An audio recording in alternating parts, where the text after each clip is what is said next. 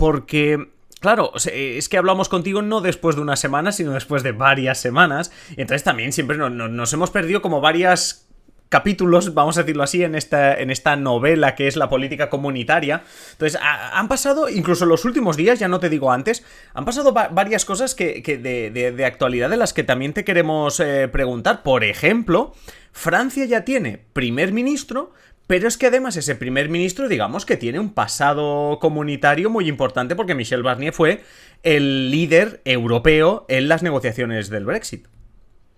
Sí, justo, es digamos por lo que más se le conoce. Es verdad que fue comisario europeo y ministro en los gobiernos de Jacques Chirac y de Nicolas Sarkozy.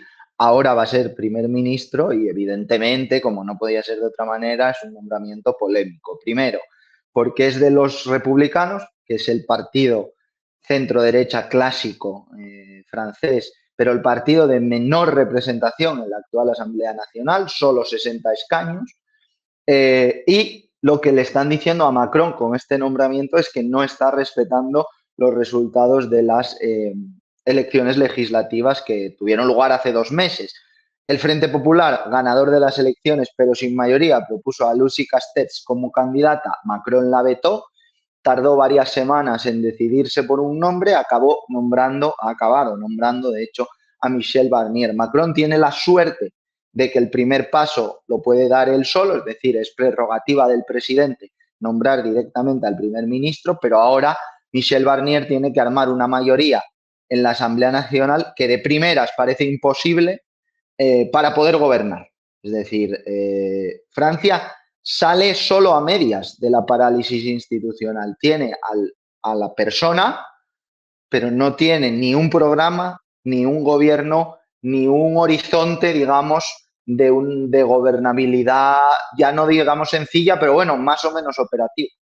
No, sí, o sea, está claro que podemos estar hablando de Francia en próximas semanas porque como tú dices, lo que tiene es un nombre. Deja que salte de un nombre, del de Michel Barnier, a otro nombre que, hombre, yo no te digo que parecía olvidado, pero que no parecía estar en la primera línea política, como es Mario Draghi. Y es que esta última semana, seguramente, quien haya estado atento a la política internacional ahora habrá escuchado el informe Draghi. No sé, yo no sé, explícame qué pinta Mario Draghi de nuevo en la primera línea.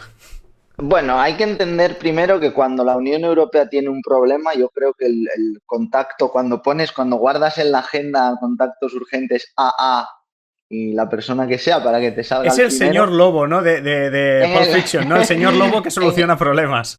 en el teléfono de Ursula von der Leyen, la agenda pone AA Mario Draghi. Entonces, cuando hay un problema, le llaman a él. La cosa es que esta vez precisamente Ursula von der Leyen le había encargado a Mario Draghi un informe sobre la competitividad de la Unión Europea. Ha tardado unos meses en elaborarse y en presentarse. Se presentó hace unos días y básicamente lo que Mario Draghi dice es que estamos en una lenta agonía en la Unión Europea. Ha pasado del whatever it takes que dijo cuando salvó el euro a It's a slow agony, es una lenta agonía para esquivar esa agonía, es decir, para que la Unión Europea sea competitiva de cara al futuro, sobre todo respecto a China y a Estados Unidos.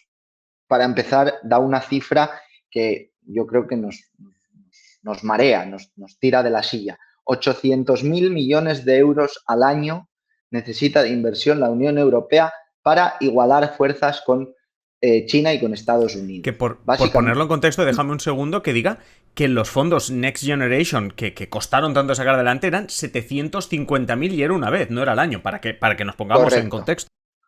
correcto. Y además duplica, triplica, multiplica por bastante si nos ponemos más pejigueros el Plan Marshall, que fue lo que salvó, entre comillas, la Unión Europea tras la Segunda Guerra Mundial.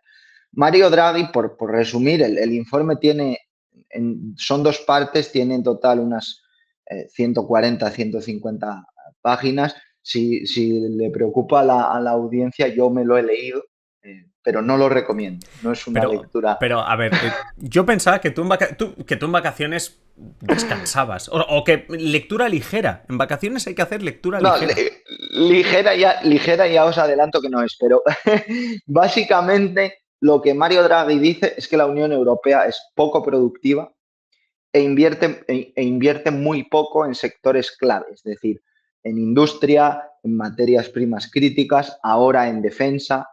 Entonces, Mario Draghi la conclusión que se saca es que la Unión Europea necesita más inversiones comunes, es decir, más emisión de deuda, como los fondos Next Generation, necesita una colaboración público-privada mucho más intensa que permita también conseguir pues esos equilibrios y necesita también completarse. Por ejemplo, necesita terminar la llamada unión de mercados de capitales. Es decir, que el dinero, hablando en la jerga que todo el mundo entiende, que el dinero fluya de una manera mucho más ágil entre los países de la Unión Europea para así poder hacer inversiones sin tanto, vamos a decir, problema burocrático, ¿no? Pero bueno, todo el mundo toma nota. Aquí esto es un clásico. Aquí la teoría se la sabe todo el mundo, pero el problema llega cuando hay que ponerlo en práctica. Hombre, a ver, que yo no soy un experto, pero es que claro, para ponerlo en práctica, si necesitas 800.000 millones al año, estos son, además, tengo entendido, creo que lo leí, en eurobonos estaría pensando Mario Draghi, ¿no? En esos deuda pública europea, eso que tanto se resisten los frugales, esos Países El, Bajos y estos países. el tema es que aquí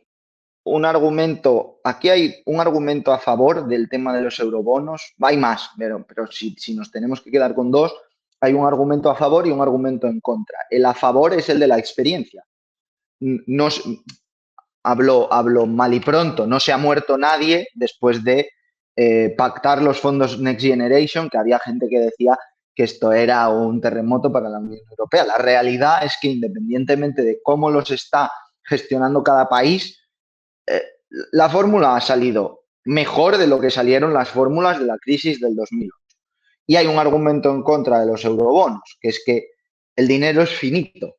Es decir, tú no puedes emitir deuda de una manera constante porque te generas un shock en el mercado y la razón principal para oponerse ahora mismo es no podemos emitir nueva deuda cuando todavía estamos desarrollando, digamos, la anterior emisión, que son los fondos de recuperación. ¿Dónde va a estar el punto medio? No lo sabemos. ¿Se va a buscar el punto medio de aquí a 2, 3, 4 años? Yo tengo dudas, pero habrá que ver. Claro, yo te quería preguntar eso, es decir, ¿qué reacciones hay? Porque, a ver, los que lo vemos de lejos hemos visto pues el informe Draghi, un poquito que era, y tú nos lo has explicado magníficamente, pero me refiero, reacciones a pie de campo, ¿no? Como se diría en el fútbol. ¿Sabes qué pasa, Adri? Y esto engancha con lo que nos falta por comentar, que es la nueva Comisión Europea. Entonces, para empezar, habrá que ver cómo queda la nueva Comisión Europea y cuál es el verdadero programa, porque von der Leyen, cuando fue reelegida, presentó la Agenda Estratégica 2024-2029, pero la experiencia nos dice que eso es brocha gorda. Es decir, tú hoy puedes presentar A y que mañana llegue, Dios no lo quiera, una pandemia y esa hoja de ruta no valga para nada.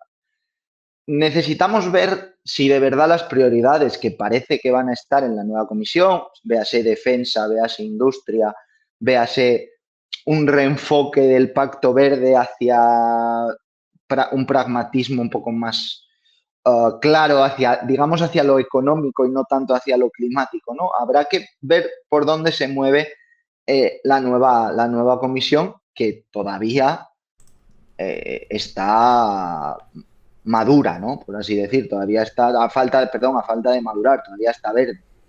Sí, justo te quería preguntar, tú lo decías, ¿no? Que antes de acabar hoy quería preguntarte por esa nueva Comisión Europea. Tenemos a Ursula von der Leyen, que ya sabemos antes de cerrar la temporada, sabíamos que renovaba en su cargo de presidenta de la Comisión, pero ahora es el momento de elegir a los comisarios, que sabemos, digamos, es la traducción rápida, serían los ministros de esa Comisión Europea. Y bueno, no sé, cuéntanos también, tú lo estás diciendo, no tenemos ni los nombres no sabemos qué pasará, pero bueno, ¿se puede saber algo?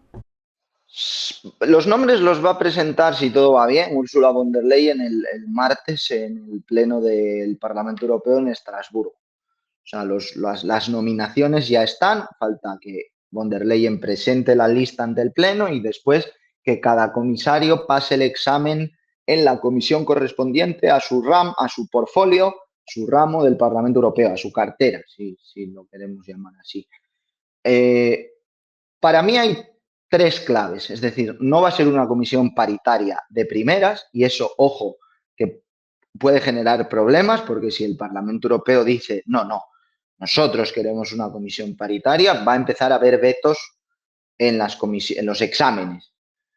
El segundo punto clave para mí es ver cómo se reparten las vicepresidencias de la comisión, porque aquí los nombres de los portfolios pueden ser muy rimbombantes, pero donde se corta el bacalao es en las direcciones generales, es decir, en la estructura que cada comisario tiene por debajo. Esto es un poco como cuando decimos que lo verdaderamente importante es la Secretaría de Estado y no el ministerio, porque es donde se hace el trabajo técnico. Aquí pasa lo mismo. De nada vale, me lo invento, de nada vale que a Francia, a Thierry Breton, le den una comisaría o una vicepresidencia muy boyante, muy chula, si después por debajo su estructura flaquea. Para mí ese es otro de los puntos clave. Veremos con qué se queda Italia, porque recordemos que Italia se ha quedado fuera de los top jobs y digamos que el premio de consolación tiene que ser algo potente en la Comisión Europea. Y después, ¿qué va a pasar con Teresa Rivera? Teresa Rivera parece que va a ser vicepresidenta y vicepresidenta ejecutiva en concreto, es decir, vicepresidenta con un portfolio que sea de competencias exclusivas de la Unión Europea, eso es importante, es decir, poder tener toma de decisión, pero ahí está entre dos. O la que ella y el gobierno de Sánchez quieren, que es una vicepresidencia de transición verde y transición digital, o una vicepresidencia de competencia, que es básicamente lo que hasta ahora es, de momento sigue siendo Margrethe Vestager, que es básicamente la guardiana del mercado único. Temas de choque, abusos de las grandes tecnológicas, control empresarial, etcétera, etcétera. Está entre esas dos. ¿Qué puede hacer que se vaya a competencia y no a transición ecológica? El veto de Francia, fundamentalmente, por el tema de la energía nuclear.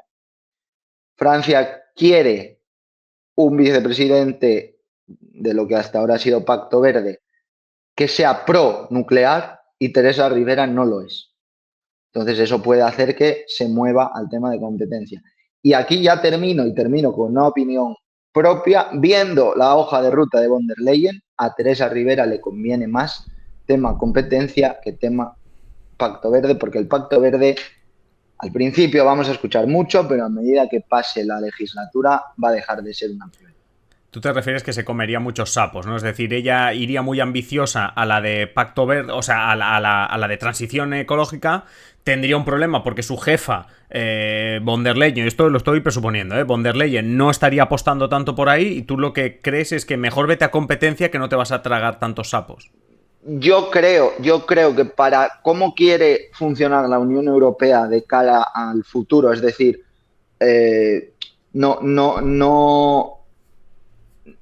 no muy a la gresca, pero a la larga, pues apostando por lo europeo, es decir, a chocar directamente, me pongo ejemplos, con Amazon, con Google, con Meta, con Huawei.